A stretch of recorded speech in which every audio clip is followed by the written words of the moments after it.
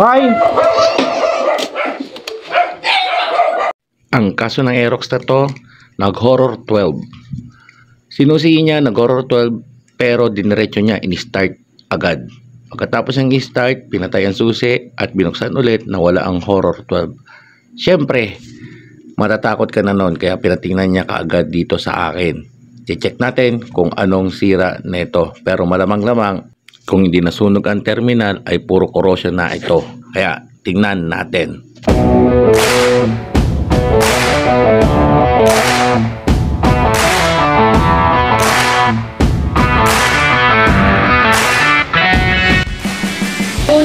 Horror 12. Bakit mo papanurin ang horror 12 kung alam mong sakit lang?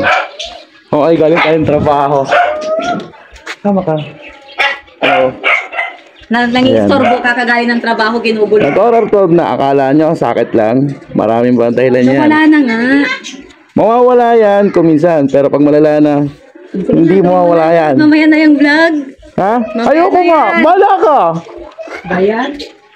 Okay, maraming dahilan yan. Mamaya papaliwanag ko sa inyo. Kung gusto nyo malaman, panoorin nyo na lang. Okay, right. Horror 12. Yan. Hindi lang yan sa sakit. Maraming paraan yan.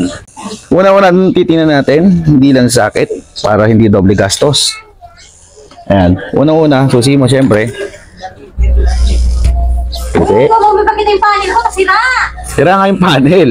Pero nagkaroon ng horror 12. Ngayon, nung nagkaroon ng horror 12, pinatay, sinuhay ulit. At nawala yung horror 12. Ibig sabihin, meron pa rin diferensya to. Hindi lang akala mo wala na.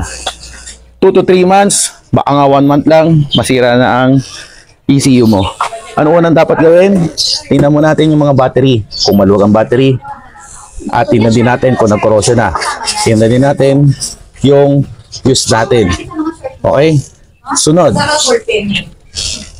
Yung mga iba, hindi nakakaalam, meron din yung connection sa side stand. Tingnan natin yung side stand. Yan, side stand. Tingnan natin kung matigas o maluwag. Katulad nito, ayan o, medyo matigas na, hindi na bumabalik, no?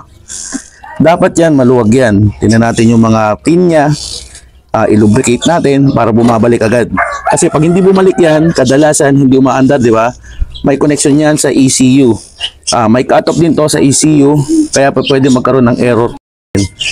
Kaya dapat ayusin yan.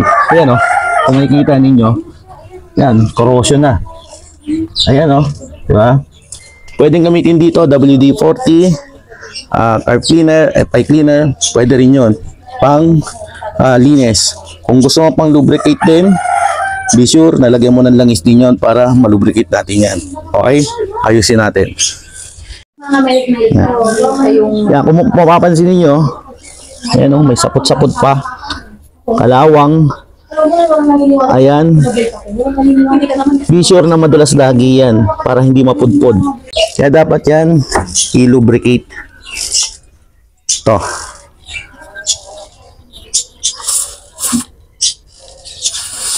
Yan. Lubricate lang yan. Yan o. Puro kalawang na. Ayan. O, di ba? Lumuwag na. Malupit. Isa pa. Sa kabila naman tayo. Ayan o. Yan. Kung mapapansin mo, diba? Puro kalawang na. Ayan, lubricate lang natin yan. Ayun, lumuwag na. Para pag binalik mo, sagad na sagad yan, balik yan. Magsuswitch yan. Battery ng Aerox nandito sa ilalim na ng upuan. Ako rin nagpalit niyan, Kamo, ha? Ha? Ako rin nagpalit niyan, Kamo. Ako rin nagpalit niyan. Mali pa nga yung sukat, maliit eh. Pero okay lang. Ayan. Ano meron ka dito? Ay, ito yung ano, dito mo nilagay. Yung Ride with the Cosmo na nilaruan. Diyan mo ilagay. Wala ko sila. Ikaw nagsabi-sabi mo para hindi naka-display kasi pang Bisaya yung mga naka-display ang ganyan. Naka-video ko, visit ka. Kasi naman nasunod lang. O, maglalaro kayo ng endurance. First ko yan eh, Ano. first and last. Ayoko na kasi naiyak na ako. Ayoko Ayun. talaga. Kung titingnan natin yan, tingnan natin kung maluwag. Negative niya, okay naman. So, first ko talaga. Positive, Sabi ko, yan, okay naman. Hindi siya maluwag. Kaya hindi ito. Wala naman corrosion. At syempre, double check nyo lagi yung mga fuse. Lahat ng mga fuse dito. Linisan nyo na. Kung anong tinanggal ninyo, yun din ang ibabalik ninyo. Okay? Ganun lang kasimple. Bawa, tinanggal nyo to. Yan. Kunwari, ito, tinanggal nyo. Linisan nyo na yan. Katulad yan, may mga corrosion na yan. Lalo na sa mga tabing dagat ang bahay o malapit sa dagat. Kasi nagkakaroon ng corrosion to dahil acidic po ang hangin ng tabing dagat. Ayan o. Corrosion na yan. Pag binuksan nyo yung susi ninyo, makikita ninyo yung kung ilan voltage meter natin. Katulad nito, 12.5. Ibig sabihin mababa to.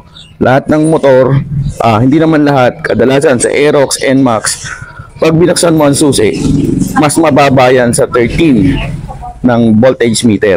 No? Kasi kahit nakapatay ang susi, nababawasan at nababawasan po ang battery natin. Lalong-lalo na sa mga naglalagay ng mga accessories. Yung may mga relay ng horn, relay ng aux light, yun, nag-generate pa rin yung kahit patay ang susi. Pero, etong mga stock na to, walang accessories, magbabawas at magbabawas pa rin po yan, ng konti lang.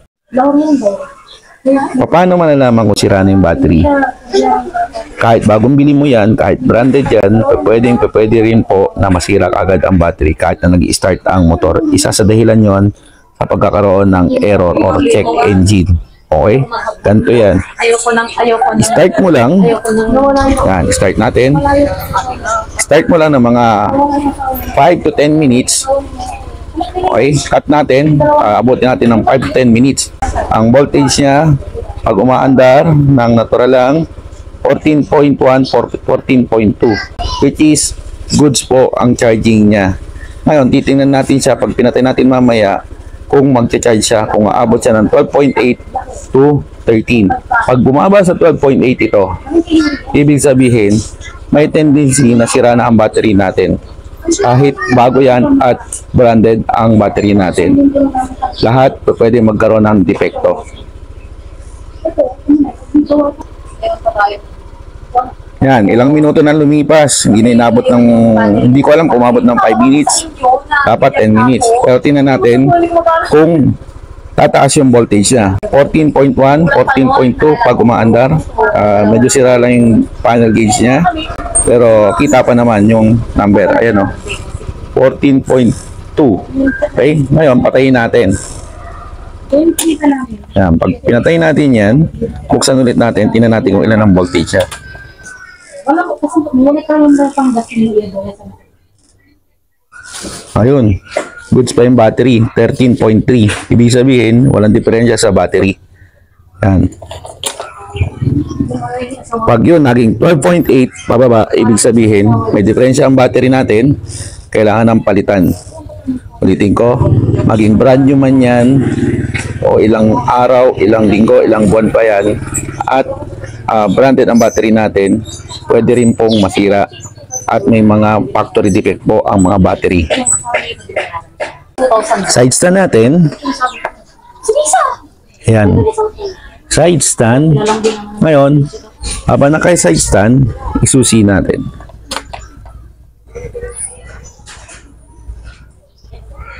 Okay. Yan, hindi aandar siyempre yan. May cut-off button po yan sa mga starting button natin. Kaya hindi nag-start yan pag naka-side stand. Ngayon, ibababa ko yung side stand. Mamamatay po yan. Ayun o, check engine. Ulitin ko. Start. Bababa ko side stand. Ayun, magche-check engine. Kaya yun ang purpose natin kung bakit nilinisan yung side stand. Okay, buksan natin to para makita yung mga socket. Linisan na rin natin panigurado yung Horror 12 na yun. Yes. Okay, Yung nilagay ito mo yung yan. mga socket niya. Bubuksan mo lang tong cover na yan. Ito. Kita ba? Ayan. Etong cover na to, bubuksan mo lang to. May mga socket yan sa loob. Ayun, oh. Oh, di ba? Kung makikita mo, okay, cellphone na yung gamit pa. Kaya kung makikita nyo yan, ayan, oh, may mga socket yan. Tatanggalin yun, lilinisan natin, gamitan natin ng card cleaner, gano'n, WD-40, o ano man po pwede. Pwede yun. Pang cleaning na ano, pang spray, pwede rin yun. Ayan. Siyempre, idamay mo na rin yung ibang mga sakit-sakit na yan. Be sure na malinis lahat yun. Kasi yan, mga naka-open lang yan, lalo na kaya katulad yan. Oh. Diba? Gulong niya, saan ba dumidiretso ang gulong, ang dumi ng gulong? Diba dyan? Meron at meron pa rin tendency na pasukan yan. Ayan, oh. Yung kable ng starter motor at ng pinaka-harness. Dapat linisin lahat yun. Andyan po ang Horror 12 sa mga sakit na yan. Okay? Okay, buksan natin ngayon. Okay, ito na siya. Ayan, natanggal ko. Tingnan mo itong isang sakit na to. Yung iba nasusunog dito. Pero, ito hindi naman nasunog. Kung mapapansin ninyo, nag-corrosion na siya sa loob. Kabilaan, ayun yung isa, yung kabila. Kailangan na natin dyan, linisin natin ang WD-40, ang FI cleaning, pang CVT cleaning, or kahit anong pang-spray na pwedeng pantanggal ng corrosion. Ngayon, tatandaan nyo lagi, pag yan nilinisan ninyo, yung dalawang yan, at iba pang mga sockets, kailangan natin pong tuyuin mo ng mabuti bago isalpak ulit. Ngayon, kailangan hindi nakasusi motor nyo ha. Mamaya may nagtanggal nito nakasusi motor ninyo. Much better na hindi nakasusi ang motor or walang power supply. Okay? Tara, linisin natin, spray natin, at patuyin natin bago natin balik ulit lahat ng sockets. Nung natuyo na yung sockets, binalik na natin po lahat yon. Kung anong pagkakalagay dati, ibinalik po natin. Testing! Yan, nalinisan na natin yung speedometer niya. Yung RPM niya mas naging mas accurate. Dati kanina, ang bagal ng bawa ng RPM niya. Going to 3, tandahan magpupunta sa 1.5 or 1.8. Pero ito ngayon, sinan niya. Ito. Then, start. Ano nyo? Ang bilis, di ba? Mas maganda. Mas accurate. Saka, wala na siyang check engine. Start. Ano? Mas accurate ka agad.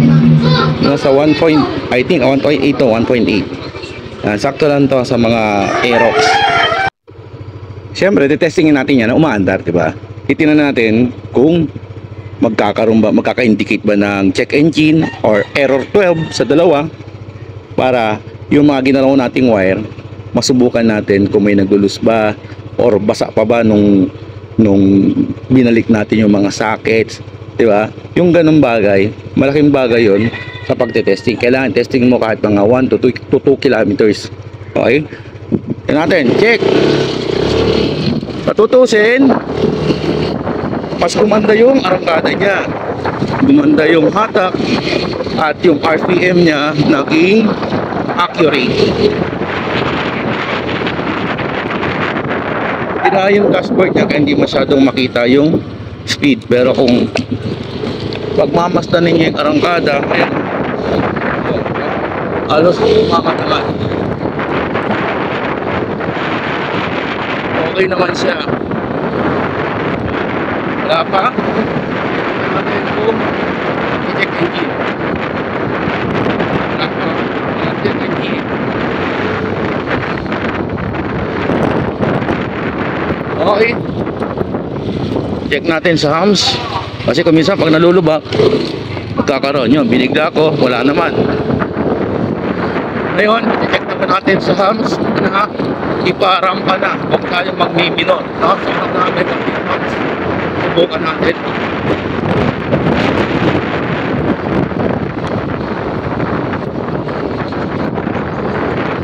Ito yung hams. Paparamba natin. Ayun. Wala naman. Walang check engine. Medyo malaking hams. Ayun. Isang hams. Okay. Wala po siyang check engine. Goods sa goods yung gawa natin. Ito, tingin ko, nasa 1 kilometer na higit. Tingin ko, okay na siya. Maraming salamat sa mga nanonood dyan. Sana may natutunan ulit po tayo. Alright.